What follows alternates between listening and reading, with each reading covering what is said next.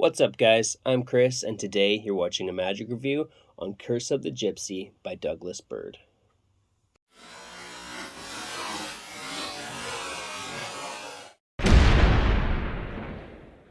What is Curse of the Gypsy? So the effect, the routine is not original to Douglas. However, the cards he's made are very good.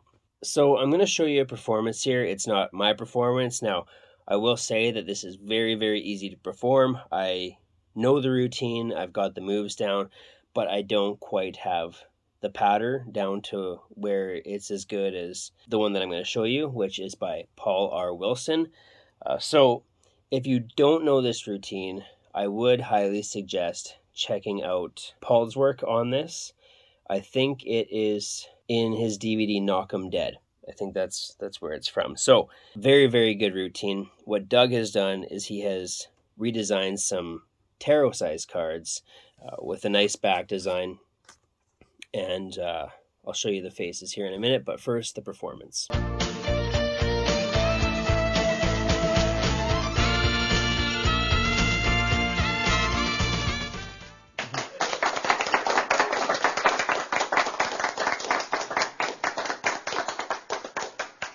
There's a game you may have heard of. It's called Three Card Monte. It's a little cheating game that they play on the streets of New York, London, Paris, and in fact Las Vegas. I was there just a couple of weeks ago, and I saw a man lose $1,400 to this game. I'd like to tell you about the man who invented it. Now, the gentleman's name has been lost in time, but what actually happened to him as a result of this game is now in legend. The game was real simple. When he invented it, he used these cards. This is what they call the Fool in tarot terminology, and he has two of these. And if you were to find the Fool in this game, you would lose your money. The idea, of course, is to find the Ace of Coins. Now, the Ace of Coins is, of course, the money card. You find that and you win. You find this or this, and you lose. Now, we're going to lose the Ace back inside, and we're going to shuffle. Now, an old lady watched him one day as he shuffled the cards, as he played the game.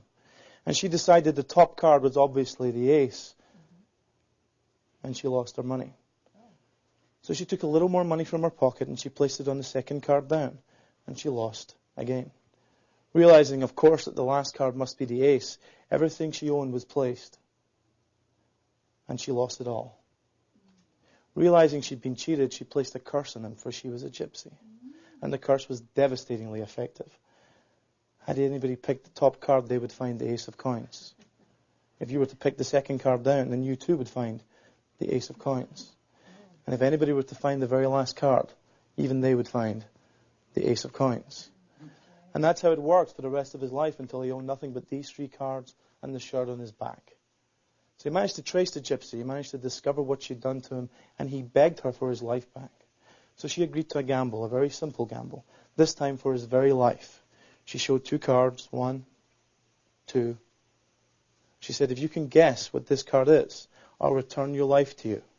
Without thinking, he said, it's the Fool. She said, no, you're the Fool. And he dropped dead on the spot.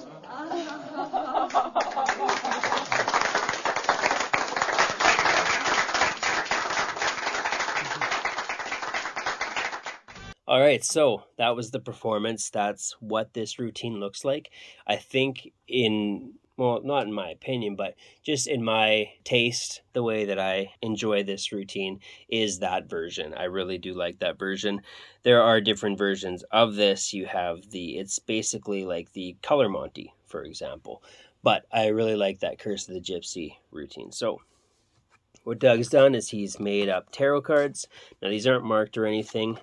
They don't need to be. It's all very, very easy to follow, very straightforward. So if you're performing the routine that I just showed you, which I think is kind of the way to go with these cards, then these cards are designed to work with that routine.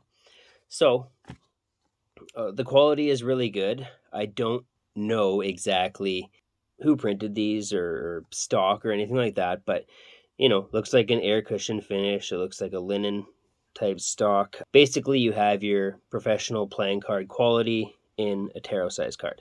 So easy to handle, work well with each other. But anyway, so you have your back design. It's a nice back design. And then you have the 3 cards that you need to perform this. So you have the Fool, and then you have the Ace of Pentacles, and finally, for the kicker ending, you have Death. So, after seeing the routine and knowing what the quality is like and seeing the front and back of the cards, I think that kind of covers what this is. Now, the price on this is $12.95. So it's not a lot of money, and I think that these are great cards for that routine, right? So, I mean, you can perform the routine with bicycle cards just using, say, aces, queens, and a joker or something like that. But I think that Doug's put out something really good here, good quality. I think it fits the routine really good, and it's also going to engage your audience a bit more, seeing better visuals and things like that, easier to follow the story. Now, like I said, it's $12.95. That includes shipping. At this point, Doug is only shipping within North America. As far as tutorial goes, there is no tutorial with this. You will have to learn the routine outside of purchasing these, I guess, props, for lack of a better term, right? Special cards. They aren't gimmicked cards, so we'll just say special cards. But you will need to learn the routine elsewhere. Now, I would recommend checking out Paul's work on this from the performance I showed you. Obviously, you'll have to pay for that, but it's the teaching is very, very good, and that's my favorite version of this, right? You can find the routine and the tutorials on YouTube, right? But I don't think they're presented nearly as well. Now, what I will say is that in Paul's version of this, there's no really weird looking moves, because anybody who performs something like this, you'll know that there's a move like this, right? And then go over the card. There's none of that. So Paul's handling is very natural. It looks very natural. There's nothing strange looking that goes on in there. So that's another reason that I recommend that, just because some of the tutorials on YouTube, I don't think even really compare to that. But I just want to give you that option, because if you just want to buy the cards and you don't want to go out and purchase a DVD for this specific routine, there are free versions out there. I just recommend what I recommend. But overall, difficulty level, it's a very, very easy routine to do. Anybody can do this once. There's nothing advanced or even intermediate about this. So good for everybody. Angles are really good. This is angle proof, right? Unless you're performing for somebody underneath you, which you wouldn't do, right? If you're performing for like a kid or something, you would just maybe go down on your knees. So you don't have to worry about angles with this. There are no arts and crafts. You are ready to use these as soon as you get them, if you know the routine. If not, you just have to learn it. Can it be examined? Yes. Once the routine is over and they see the 3 different cards, they can examine these if they want to. There's nothing special about them. Pocket space, 3 cards. Now, since these are bigger than your standard poker cards, you can't carry them in a card box, but even if you're just carrying them in your pocket, they take up next to nothing as far as thickness goes, right? And the other thing about this is, even if these cards get worn, bent, what's nice about this routine is that, especially with Paul's handling, there's nothing really in here where the cards wearing out or having that natural kind of wear and tear are going to affect your handling. Now, if you are doing the version like this, where you are turning over multiple cards, then maybe, once these get worn out, that might be a little bit more difficult to do. But like I said, try and find the version where you're not doing this, because it's, in my opinion, it looks much better, and honestly, it's easier. So I would learn that version. There are some double lifts and stuff, but all pretty straightforward. Is this a worker, and who would use this? So, obviously this can be for card magicians, but this also has an element of mystery and kind of bizarre to it when you bring in tarot cards, right? So It's just a way of kind of telling a story and showing some interesting magic. So really, I don't think this applies just to card magicians, since he has put on a different take with the tarot cards and the designs. Right, the designs give it a whole different feel along with the presentation. So, is it worth the price?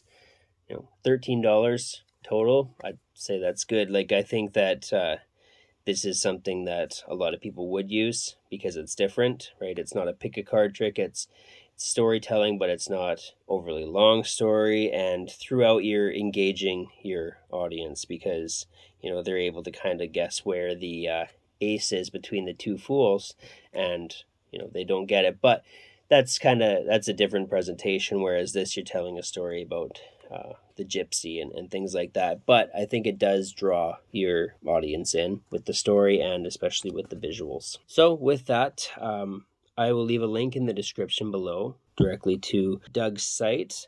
He has also provided me with a discount code for 10% off, and that is CEM10. So Chris Edwards Magic 10, but abbreviated to CEM. Anyway, just an easy way to remember that. So anyway, yeah, I'll leave the link, and with that, we'll see you at the next review.